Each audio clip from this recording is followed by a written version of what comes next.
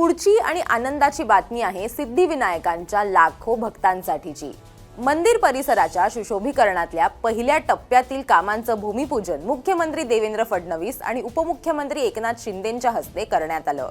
यावेळी शिंदेंनी याबाबत माहिती दिली। सिद्धिविनायक मंदिर जो है यहाँ पर मुंबई का आराध्य दैवत है और यहाँ पर ये बहुत पुराना 250 साल पुराना है। ये कॉरिडोर का पहला टप्पा है। दो साल में लगभग पूरा ये कॉरिडोर हो जाएगा और ये मुंबई कॉर्पोरेशन के माध्यम से अभी ये पहला जो फेज है वो शुरू हुआ है।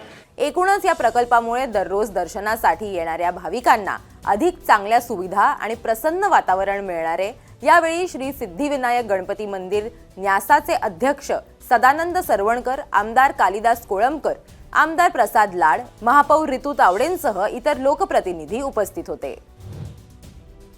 पुण्यात सुमारे 400 कोटी रुपयांची गुंतवणूक आणि सुमारे 1000वर थेट रोजगाराची निर्मिती होणार आहे। याचं कारण ठरलंय एक करार।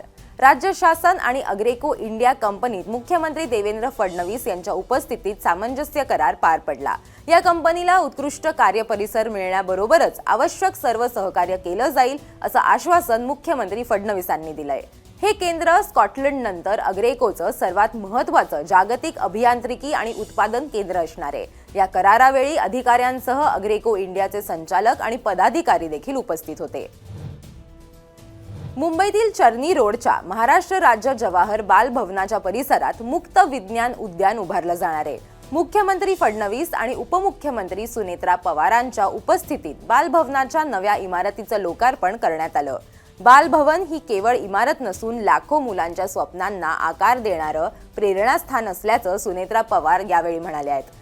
नवीन वास्तूमुळे महाराष्ट्रातील बालकांच्या कल्पकतेला नवे पंख मिळतील। मुलांना मातीशी, रंगांशी आणि संगीताशी जोडण्याचं महत्त्वपूर्ण कार्य बालभवन गेली 75 वर्ष सातत्यानं करत असल्याचंही उपमुख्यमंत्री पवार म्हणाले आहेत।